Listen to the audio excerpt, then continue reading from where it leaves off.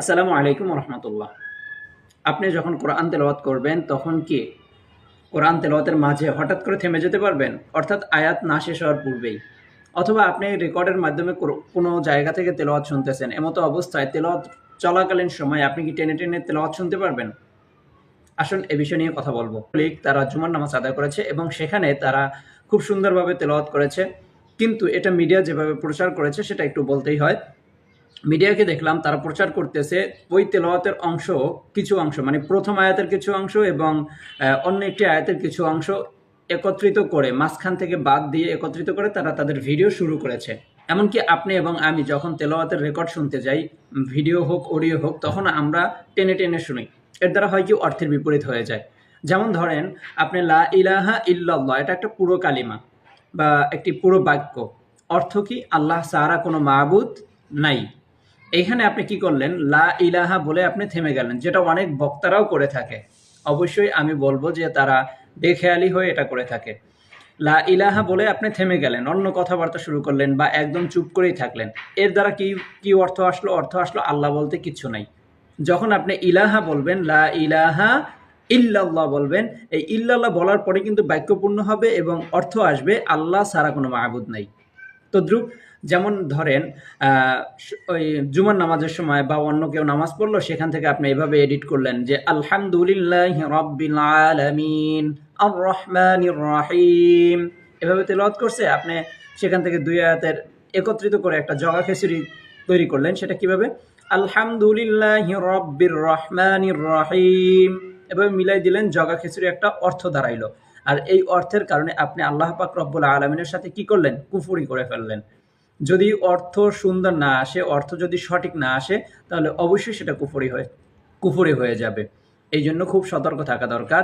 আয়াতের মাঝে থামা যাবে না। যদি কোনো ব্যক্তি জানে যে আমি যে এখন যেটা তেলাওয়াত করতেছি এটার অর্থ পরিপূর্ণ হয়ে গেছে বা বাক্য পরিপূর্ণ হয়ে গেছে, আপনি থেমে যেতে পারেন। যেমন আপনি আলহামদুলিল্লাহি রাব্বিল আলামিন বললেন, সেখান থেকে এই পুরো আয়াত থেকে আপনি যদি বলেন আলহামদুলিল্লাহ, আপনি কিন্তু এনাফ। কারণ কি? এখানে অর্থ সঠিক আছে। যেমন আল্লাহ তাআলা, সমস্ত প্রশংসা আল্লাহ তাআলার। এতটুকু যদি আপনি বলে থেমে যান, কোনো সমস্যা নেই।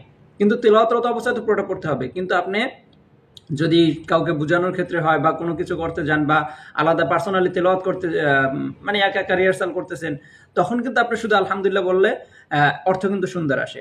ধরেন ইয়া আইয়ুহান নাস, এরপরে আছে কি ইয়া আইয়ুহান নাস উবুদু রাব্বাকুমুল্লাযী খালাকাকুমুল্লাযীনা মিন ক্বাবলিকুম লাআল্লাকুম তাত্তাকুন।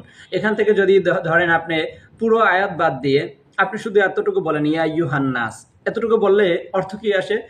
আল্লাহ পাক রব্বুল আলামিন সমস্ত মানুষদেরকে বলতেছে ইয়া আইয়ুহান নাস, হে মানব সকল।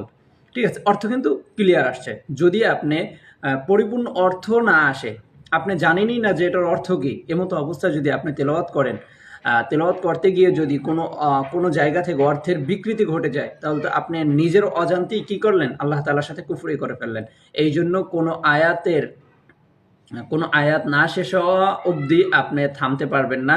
অথবা আপনাকে যেমন কোরআন শরীফ তেলাওয়াত করতেছেন, অধিকাংশ কোরআন শরীফে দেখা যায় যে আপনার বিভিন্ন জায়গায় থামার চিহ্ন দেওয়া থাকে। আপনি ওই সমস্ত জায়গাগুলোতে থামতে পারেন। বাক্য স্পষ্টভাবে বোঝা যায় যে এখানে থামতে পারবেন।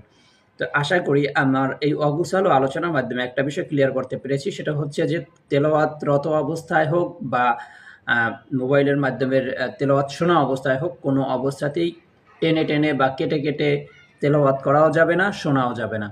আপনি তেলাওয়াতরত অবস্থায় আয়াত শেষ হওয়ার আগে আপনি কি করলেন? এক ক্লিক দিয়ে আপনার তেলাওয়াতটা কি থামিয়ে দিলেন বা স্ক্রল করে আপনি চলে গেলেন। এখানে কিন্তু আপনার বাক্য পরিপূর্ণ হয় না। এটাও কিন্তু খেয়াল রাখতে হবে। তাই আসুন নিজে সতর্ক হই এবং অন্যকে সতর্ক করি।